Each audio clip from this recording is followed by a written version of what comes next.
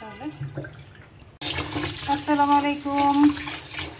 আজকে একটু ডিফারেন্ট ইফতারের ব্যবস্থা করব ভাবলাম, ফ্রাইড রাইস আর চিকেন ফ্রাই করি। তো ফ্রাইড রাইসের প্রস্তুতি নিচ্ছি। চালটাকে একটু ভালো করে আগে 30 মিনিট মতন ভিজিয়ে রাখতে হবে। তো সেটাকে আগে ভিজিয়ে রাখি, দেন বাকি প্রসেসগুলো করব। তো সেগুলো সবগুলোই আপনাদেরকে দেখাবো।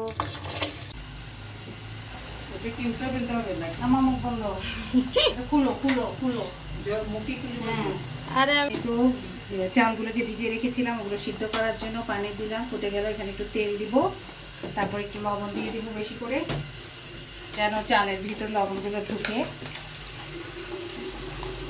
চাল কোনটা নিছো? আমি আপন চালটাই নিছি, 3 পট নিয়েছিলাম।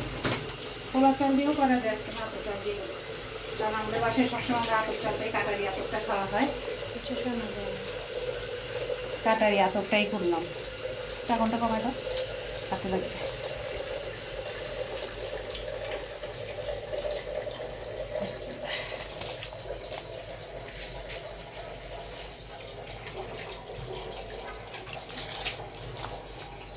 বড় চামচ দিয়েও নিয়ে দেওয়া যায়।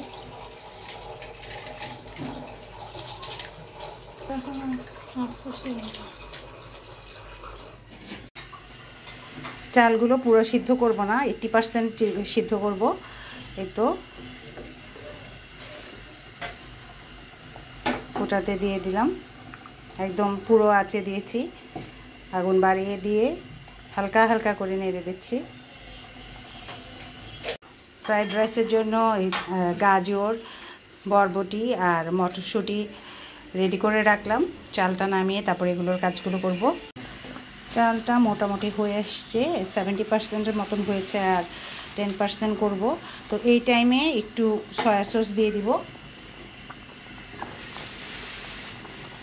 তাহলে চালটা একদম সাদা হয়ে থাকবে।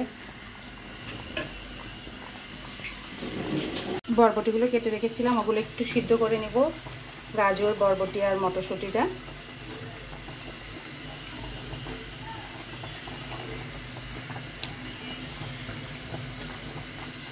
এটা 80% হয়ে গিয়েছে। এখন এটাকে আমি একটু একটা ছড়ানো ট্রের মধ্যে রেখে দিব ঠান্ডা হওয়ার জন্য।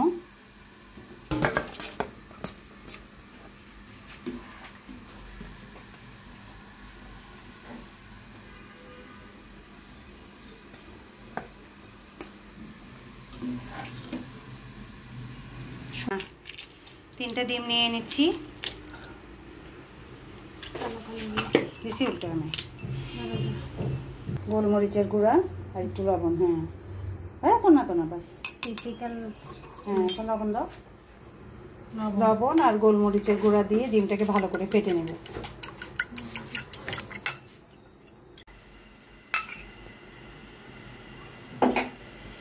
প্যানে একটু তেল দিয়ে নিয়েছি, এখন ডিমটাকে ঝুরা করে নেব। ডিমটা দিয়ে গোলমরিচ আর লবণ দিয়ে একটু এভাবে নেড়ে নেড়ে নেড়ে নেড়ে তারপরে ছোটো করে নিতে হবে।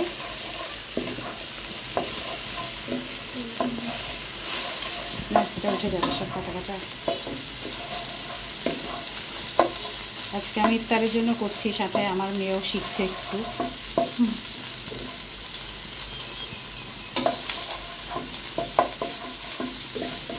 মনে থাকবে তোমার? জানি না, রেসিপি তো আছে। হ্যাঁ, ভুলে গেলে আবার রেসিপি দেখে নিবা। এই তো বাস, এরকম করে একটু এটাকে আগে তুলে রাখবো। এখন তুই কেমন এত তাড়াতাড়ি আসলি? একটু সাদা তেল দিয়ে নিলাম, চুলায় তেল দিয়ে এরপরে রসুন কুচি। ফ্রাইড রাইস মেক্সিকান তোরা খাইস, আমি খাবো না, বিশ্রী লাগে আমার কাছে। আমার জন্য একটা মেক্সিকান অর্ডার করে দিতে।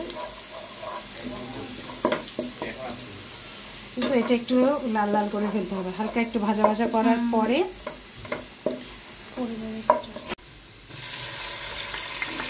চিকেনটা কেটে রেখেছিলাম।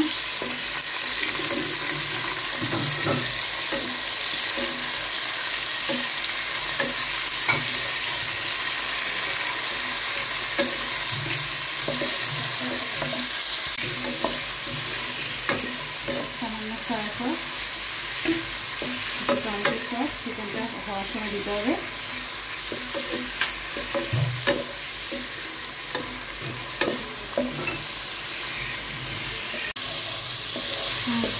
চিকেনটা কিছুক্ষণ এভাবে ভাজার পর আমি যে সিদ্ধ করে রেখেছিলাম গাজর, বরবটি, মটরশুঁটি সেগুলো দিয়ে দিলাম।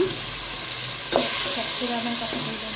হ্যাঁ, ক্যাপসিকামটা একদম সবার শেষে দেবো। ক্যাপসিকাম আমি এভাবে সব কালারিংগুলো ফ্রিজে রেখে দিই, তো সেটাই বের করেছি।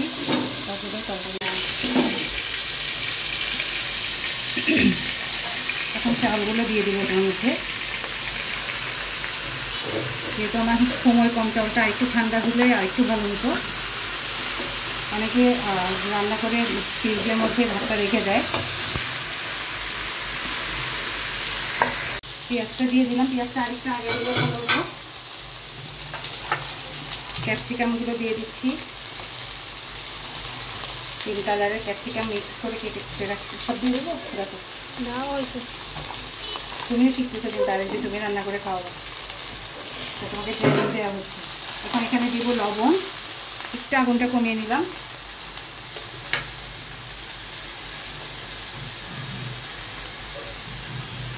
লবণ কতটুকু? তখন আন্দাজ মতো আর কি। আন্দাজ মতো মানে কতটুকু?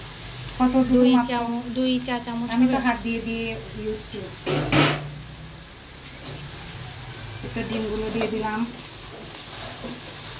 আগুনটা কিন্তু বাড়ানোতেই দিয়ে রাখবো, বাড়ানোতে দিয়ে দিয়েই রাখবো। সামান্য, হ্যাঁ বন্ধ করবো, সামান্য একটু সয়া সস, টমেটো সস, সামান্য পরিমাণের জন্য।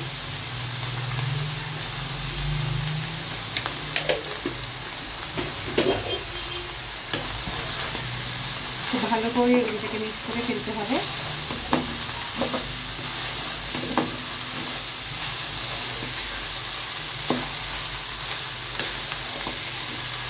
হয়ে গেল আবার ফ্রাইড রাইস আজকে ইফতারিতে এটা হবে, আর সাথে চিকেন ফ্রাই করছে। তো যাই হোক, আমাদের আরেকটা মামের রান্নাবান্নার এপিসোডও হয়ে গেল, কারণ ও আজকে ফ্রাইড রাইসটা শিখলো। আরেকদিন ও করে খাওয়াবে, সেদিন আবার ও ভিডিওটা দেওয়া হবে।